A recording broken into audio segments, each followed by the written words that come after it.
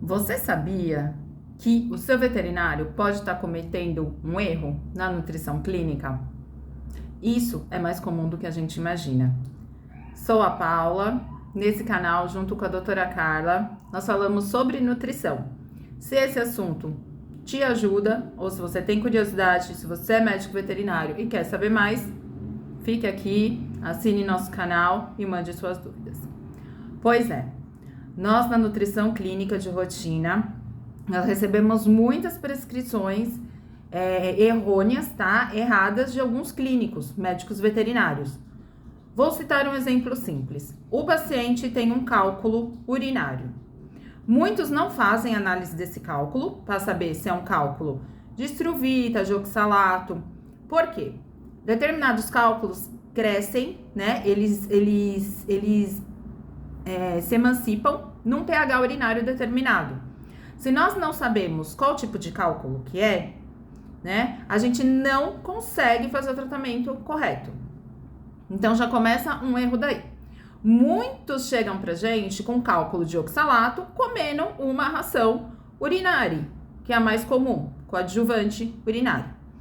E aí, isso só vai piorar, porque a ração urinária, um exemplo, é para tratar cálculo de estruvita e não oxalato. É para ela tentar dissolver, sendo que o cálculo de oxalato, ele se dissolve, ele não se dissolve, me perdoem, e o cálculo de estruvita se dissolve.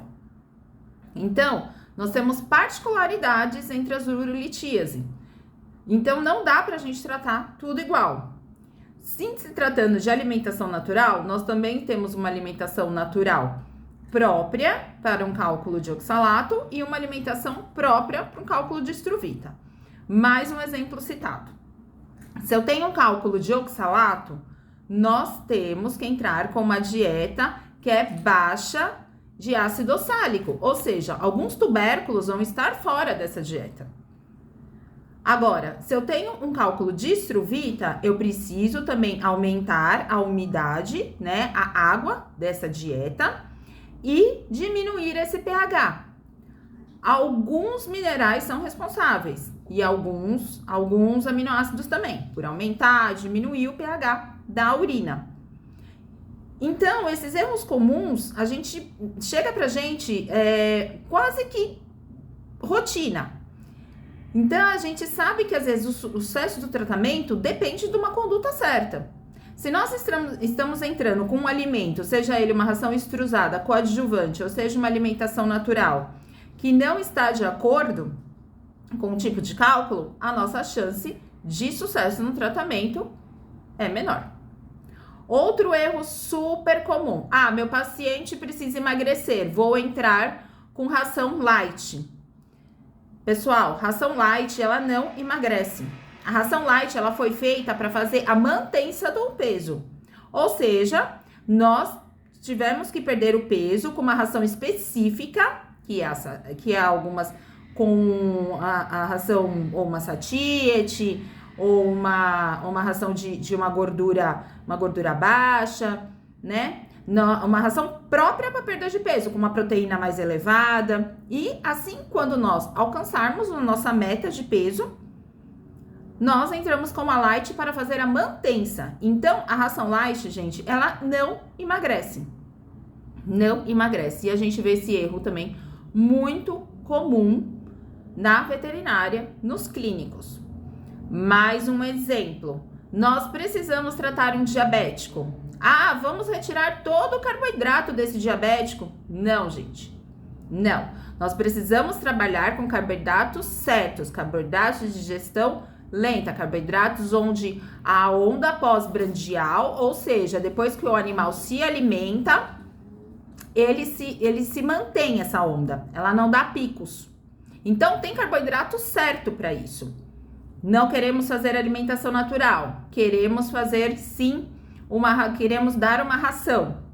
Essa ração, esse alimento extrusado, também precisa ser direcionado para um paciente diabético.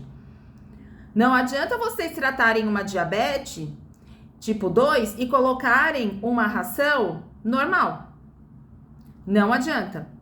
Carboidratos de digestão rápida, falando, são carboidratos que vão prejudicar esse pâncreas que já está prejudicado por causa da patologia. Então, nós precisamos de carboidratos certos, precisamos de proteínas certas, quantidade de fibras certas. Então, no paciente diabético, a fibra tem que ser um pouco maior. A gente sabe que a fibra participa do controle da glicemia. Nós temos que ter horários para comer. Eu já peguei muito isso, muito, gente, vindo às vezes até de colega endocrinologista, pedindo para o paciente comer 3 vezes ao dia. Não, gente, não existe isso. O paciente diabético come 2 vezes ao dia, e se tratando de cães. Gatos, não. Gatos pode deixar. Porque gatos a gente usa um outro tipo de tratamento de insulina.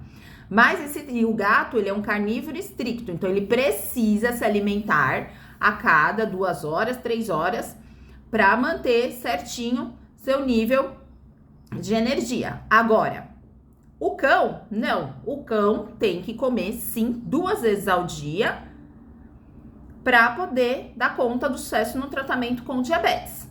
Senão, a gente tem aquele cão onde vive oscilando a curva glicêmica.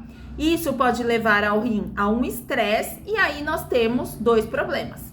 Nós temos um paciente com diabetes tipo 2 descontrolado por uma orientação errada da alimentação. E temos agora um paciente com início de insuficiência renal. Sabemos que a molécula de glicose, ela é muito grande. Se ela começa a circular, ela começa a fazer com que esses néfrons, que são as unidades funcionais no rim, eles não trabalhem igual. Então, eles não conseguem filtrar o sangue como deveria. E com isso, a gente pode ter uma estafa do rim. E aí, em vez de a gente ter um problema, teremos 2 problemas. Então, todos esses detalhes, essas questões, gente, entre outras, precisam ser abordadas. Por exemplo, o gato eu já escutei muito isso, o gato não pode comer sachê porque tem muito sódio. Primeiro, todos os animais, incluindo cão e gato, eles são tolerantes a altas quantidades de sódio, diferente da gente. Segundo, os gatos, eles têm que comer sachê, o gato tem que comer alimentação úmida. Não existe você manter esse gato só na ração extrusada. Certo? Na natureza, ele come água, ou seja, a presa que ele caçava, pelo menos tem 60%, 70% de água. Como você pega esse exemplar e coloca numa dieta onde tem 9% de água e ainda priva ele de sachê, onde a gente pode ingerir mais água? Outra coisa, a apresentação dos alimentos para os gatos, filhotes, até 6 meses, tem que comer sachê, tem que comer de tudo, para ele aprender a comer de tudo. Senão, você tem um gato que só vai aprender com uma ração. Então, gente, esses pequenos erros, né, nos clínicos, tá? E eu não estou falando, assim, mal, eu estou falando que nós não tivemos isso na faculdade. Esses pequenos erros, às vezes, levam em sucesso do tratamento. Gente, sempre procure parceria com uma nutróloga. Sempre procure se informar. Se não sabe, vamos passar esse paciente para um especialista, ok? Se esse conteúdo fez sentido para você, já segue a gente, deixa aqui seu like, faz seu comentário e qualquer coisa, estamos aberta a dúvidas. Muito obrigada, seja bem-vindo ao nosso canal.